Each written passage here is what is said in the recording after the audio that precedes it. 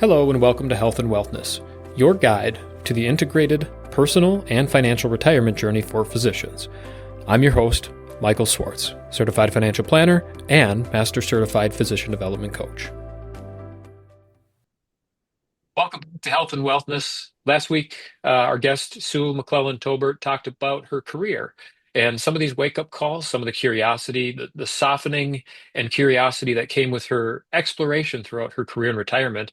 And now, Sue, we're going to talk about your transition and what called you into retirement and how you've made successful steps towards what I believe now is a very successful retirement. And as you mentioned, retired in April of 2024. So we're just coming up on a year here. Yeah. And so, with that introduction, Sue, where would you like to start with your retirement transition story? I think my retirement transition story actually started, Michael, back in medical school. I got to be honest with you. Let's go.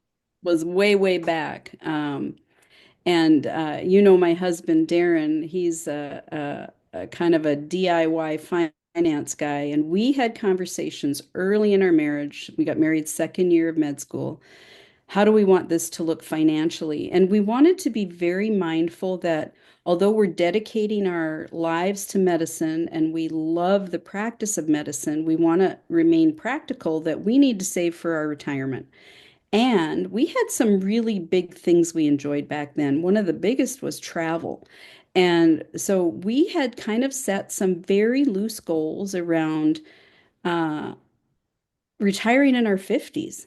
And in fact, one of the drivers for that was his parents. His dad was a high school principal, retired in his 50s, and we loved seeing what they were doing. So we had these really great role models that we were looking at saying, wow, that looks fantastic. And so um, that helped us keep our focus that we started saving for retirement really, really early. We had some retirement goals that we wanted to meet every year, like maxing out our contributions and the percentage we were saving and the being very mindful about any debt accumulation, et cetera. And so I give him a lot of credit for being the driver in that seat, but we stuck to it. And so that is when our retirement thoughts began. But I think I've mentioned this to you before, is over time in the midst of busy life, career, family, etc., for me, those kind of got on the back burner, like they're out there, and I know we're checking our boxes for our savings, etc.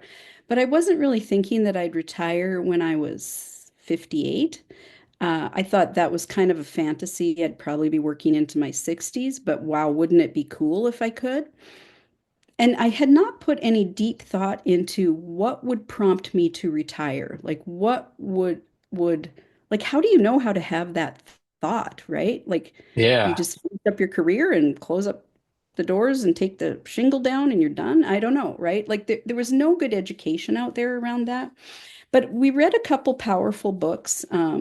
I think this one of them, and I'm not going to get the author's name correct, but he was a coach, uh, a sports coach about the second half or halftime, after halftime, something like that. Please forgive me, and we can make reference to that in the show notes. Um, Sure. but it really began to stir my thoughts about, what might the second half of life look like. And as we got closer to being empty nesters and we knew we were meeting our savings goals, et cetera, more of those thoughts came forward. And I think that's just logical as you get closer to that last third of your career. But that was also at the same time that I call them pinch points, like there was more distress occurring in my life related to my career. Uh, Related to loss of autonomy, related to the medical record just myself, overrunning me and my colleagues day in and day out. It was no longer the type of interaction I was having with the patient that was taking the majority of my time and giving me the most joy. That was kind of dwindling away because Yeah. of all these other duties. And as these pinch points gathered, how I'm wired is to be a little bit vocal about that and push back at administration. But as medicine became more corporate now, too, I just saw that that was not the way our leaders were thinking anymore. It was about the bottom line. Are we in the red or the green? And That became really frustrating to me, especially because I was a high producer within our department. So I felt like I had contributed much to the well-being of the department over the years, and now it was like getting blood from a stone, give more. And I didn't have a lot more to give. I was maxed out because I'd always been fully engaged. And as I began to come to that realization, I also had some health stuff pop up related to arthritis and autoimmune disease. And I realize now, I think that was my body signaling me as another pinch point. So the environment that you're putting yourself in every day, no windows, only screen time, limited patient interaction because you got other stuff to do, long work hours, many sleepless nights because of a really extensive call commitment. All of those things were creating now, 30 years into it, wear and tear, not just on my mind, but on my full self. And the more awareness I got around that, the more I felt like it was kind of almost a desperation in there that I needed to shift and do something different. And there were a few inciting events at the end that totally went against my set of values. And I'm not playing the victim here. It's just sometimes hard decisions are made by leadership that are misaligned with what we want to do in life. And then we have to make a decision ourselves. Are we going to stay in that environment or not? And when those pinch points occurred, it became clear to me it was time for me to step back from this career. It wasn't what it was for me previously. It was entirely different. It was time to change. And I think once my husband gave, it was him, he asked me as we're looking at, what would it look like? When would you want to retire, et cetera? He asked me the question of, well, you could go anytime and retire. You could do it tomorrow if you wanted to. Make a decision, like draw a line in the sand. What do you want, Sue? And I think when those words came in from the outside, what do you want, Sue? I realized I need to practice what I'm preaching as a coach. My health is suffering because of the limited time I have and the energy drain I have from the work that I'm doing and my mental health and where I'm at. It was time to just pause and say it needs to be soon. And once I acknowledged that and gave myself permission to think about it being soon, everything fell into place. And I regained enough energy to be bold in moving the process forward to retire within a few weeks. And tidy things up well. I tidied it up as well as I could tidy up a 30-year career with some really good support from administration and leadership and the colleagues that I'd worked with for years. I'm so grateful for them. Uh, and it happened. It just happened. Not like anything I ever would have envisioned, but I had to pay attention to my whole self in this and making that decision, if that makes sense. Completely, completely, Sue. And I think, one of the themes that every listener, two themes that every listener will probably identify with is that suffering in your role as it encroaches over time, those pinch points accumulate. And if we really turn that logical mind to the reality of the situation, it may be challenging to admit to ourselves. And so Yeah. to have someone kind of raise that mirror up and say, no, just have a good look here. What do you see? And Mhm. the light bulb comes on. I think there's so many physicians that are probably suffering in silence. Yeah. They're feeling the exact same way. And the second piece, as I heard you talking, the energy raised, and it was almost like this unstoppable force was rising to meet the immovable object, or maybe vice versa, that you became this immovable object that said, no, I'm not going to let this unstoppable force, the corpus of healthcare, if you will, be the determining factor of my career trajectory. I will be an immovable object. I'm going to draw that line in the sand and say, no, but for my life journey, you can't do those things to me. Right. Right. I mean, how empowering was that for you as Right. you were looking at your retirement transition? Right. And I think I just want to call out too that that was unique to me. It's not the same for everybody. There's people in the healthcare environment that are thriving in their careers. How wonderful. And I've had that experience, and now I'm in a different space. Um, and so I want to be really, really mindful about that. I'm not pointing fingers and blaming and trying to shame. Uh, as medicine's changed over the years, as healthcare in America has changed, it was enough of a shift that I needed to shift, right? That was Yep. the prompting that happened. And I was never without choice. and I was never without hope. It's just I had to muddle through it in the moment to Yeah. figure out what the next step was. And I think that's often what creates even the most angst for coaching clients is I'm sitting in this mud puddle and I don't want to be here. Ugh, when's it going to change? And you don't know when it's going to change. You might have to sit there for several years before it changes. So being uncomfortable with that tension and the ebb and flow of these pinch points. Uh, However, if you get to the point of extreme distress, and I wasn't at that point, but if you do, and I've seen colleagues at this point, those are really big red flags to pay attention now and do something bold and to step back immediately. Uh, and and you have that ability. You do. Um, I think that when I say you have that ability, um, we have to be very mindful about our mental health within healthcare, and the Family Medical Leave Act allows us the opportunity to say it is actually time for me to step back and take some respite and rest here, whether it's for physical challenges that are rearing their heads or mental health challenges. So you always have choice, and that I think is really important to remember. Yeah, what a powerful piece of just permission more Yeah. than anything. And I do like that you point out too, these experiences will probably fall somewhere along a normal distribution, where in the middle is kind of this angst and discomfort.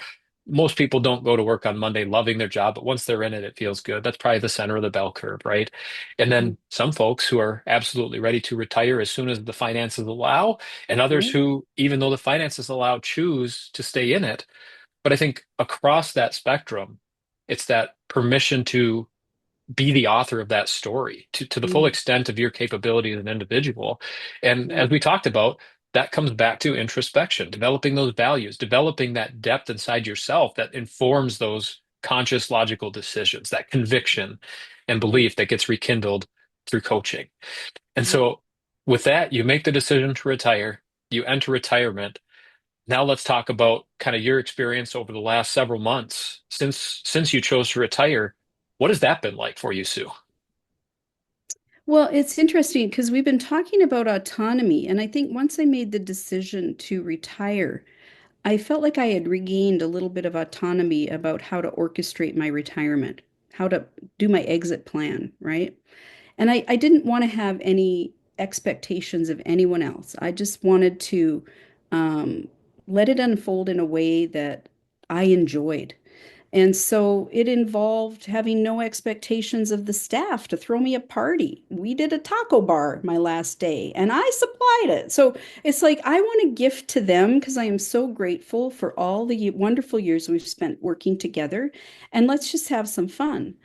Uh, I also knew I didn't want a big all out retirement blast because I mean, you think about wedding receptions, you can't even get around to say hi to everybody, let alone, make them feel like they're welcome and you've connected with them.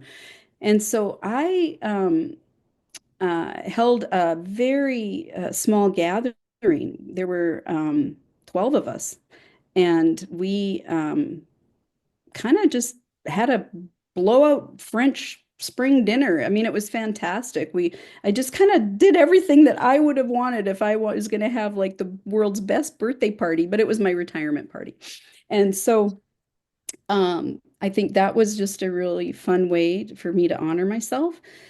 And during all of this, at the same time, my husband is saying, and I'm ready for retirement now too, seeing what she's doing. So he finished up just a few months later.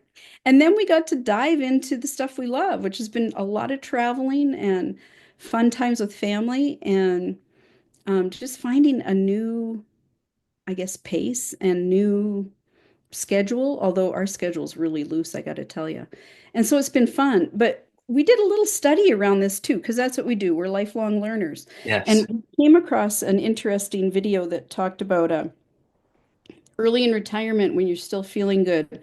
Those are your go-go years. And then maybe grandkids and family demand more of your time. Maybe those are your slow-go years. And then guess what? All joints are creaky or replaced and you can't move as much. Those are going to be your no-go years.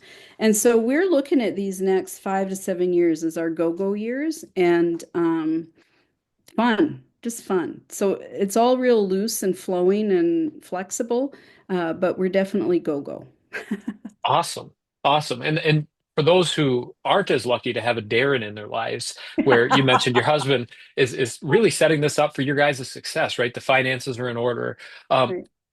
Find a financial planner who understands the impact of money on real Absolutely. life experiences. It's not just having the maximum amount of money, but it's what's the maximum experiences that Right. my money can afford me. And you mentioned that too, the go go, slow go, no go years. What if we did a little bit of, heavier distributions on the front end to really Right. celebrate and enjoy the life in retirement? And yeah, one piece that I thought you might talk about too, Sue, I thought you were going down the direction of the whole, vacation, unforeseen loss and lost, maybe a little bit of uncertainty, and then kind of climbing back through with that curiosity and discovery and trial and error back up to maybe a second high point. And it sounds like you guys are in the vacation phase to some degree, but with a very strong sense of self, right? It's not a vacation for vacation's sake per se. It was a Right. conscious choice. Right. And I think that's something that maybe gets missed oftentimes is you're choosing to celebrate because you know this is your window of opportunity. Right. Right.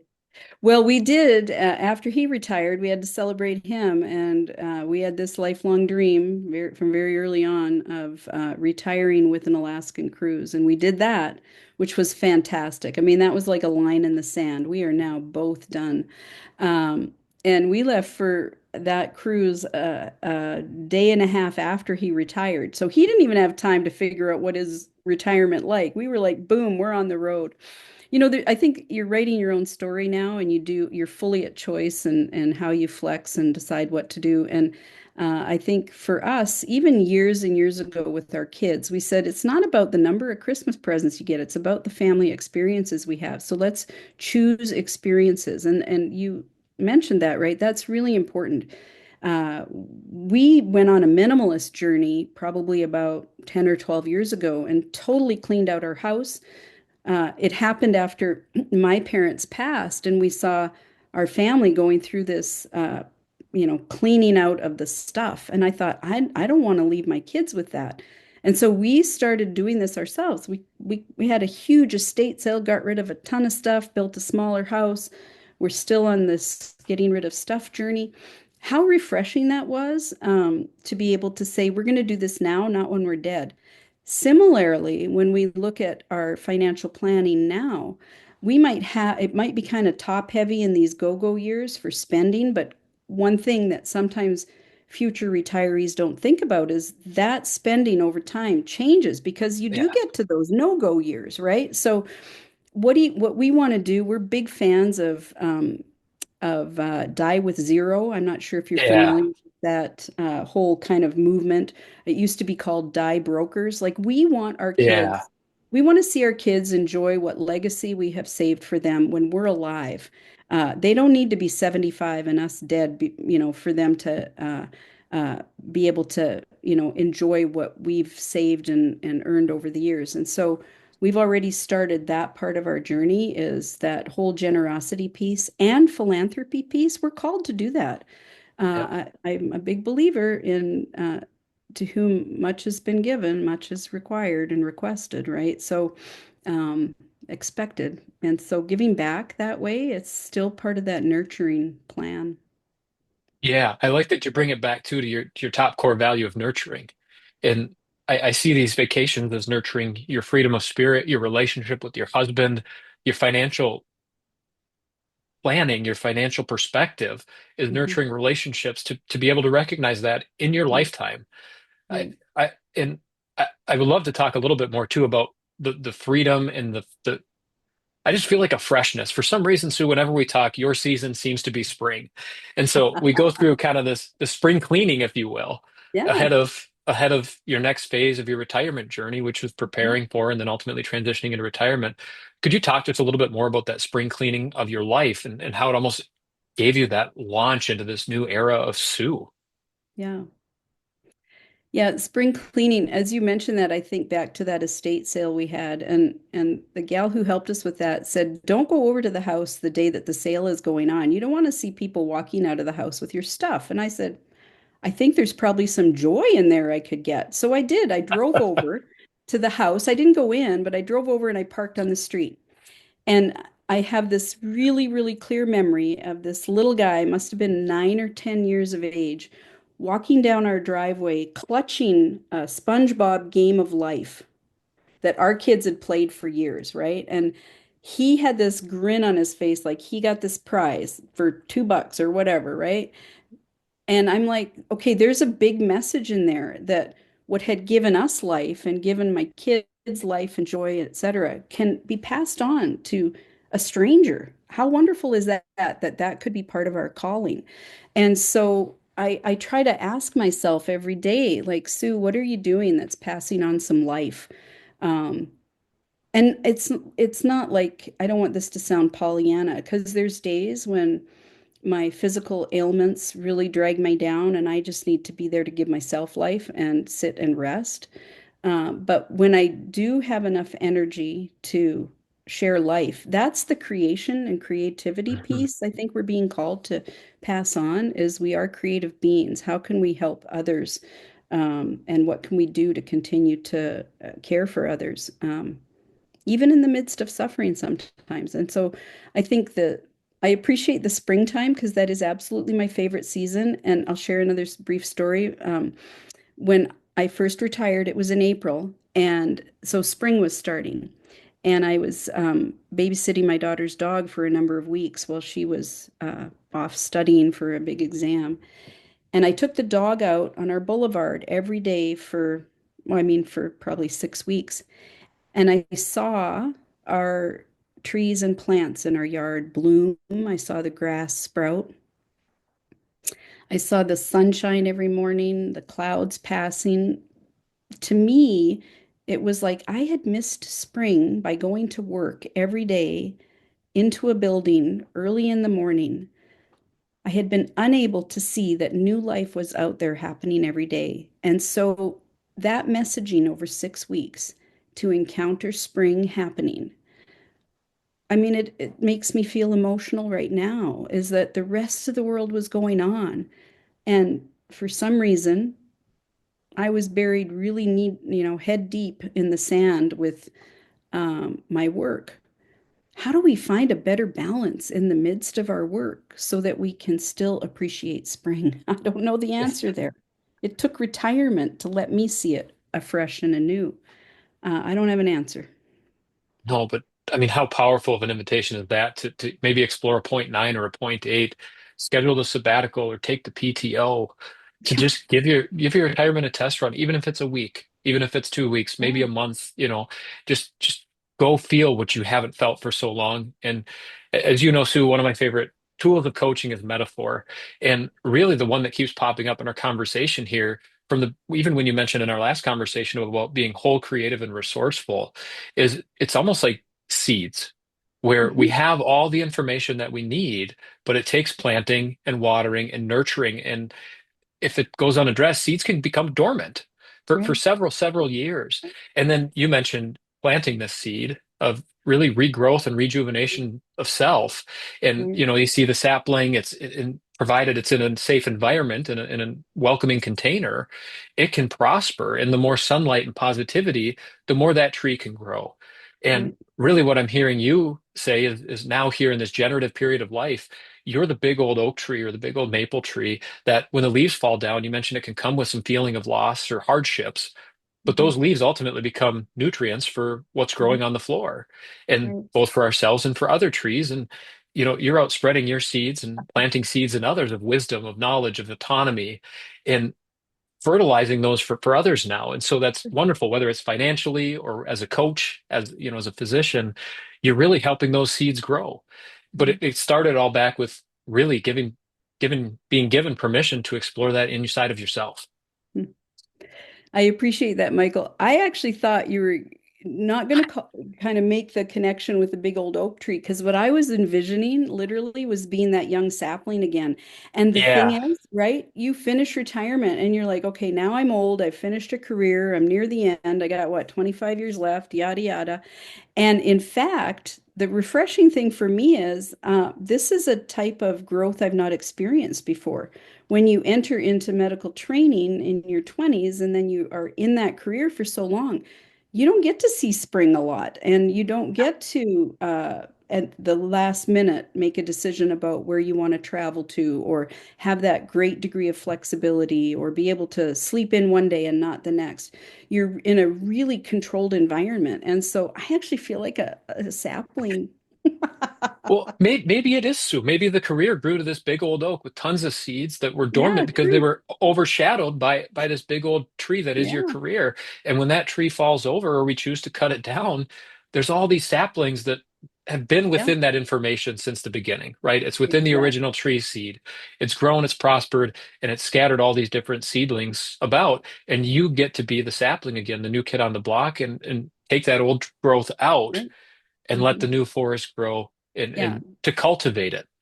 beautiful. Yeah, So beautiful. You're right. thank you for expanding on that metaphor, taking it and running with it too, Sue. And it's going to be more than anything, Sue, what I hope from these conversations is permission for others to explore within themselves. And I think ultimately that's where you found your success is this personal journey and development that takes place. It's the journey that accompanies the retirement transition. Mhm. Yeah. Well, thank you so much, Sue, for sharing your story, for inviting us in, for giving us a peek, and really, I think giving others permission to reflect on their own journey. Because Mhm. as you mentioned, it can feel like this dormancy period. It can feel like the snowfall in the wintertime, where things just really are in a point of stuckness. And what better metaphor for the springtime than the mud and the muck? And Yeah. but to see it unfold, to be walking the dog and say, I've missed this for 3 decades Right. and that slowing down, that moment to pause, I do. Sue, that was a wonderful story. Thank you for Mhm. opening up about your experience with us on the Health and Wellness podcast. Well, you're welcome, Michael. Thank you for the invitation to be here with you. And I so much appreciate your reflections and how you helped me process this a little further too. And so I'm very grateful for that. Please know that. Please know that.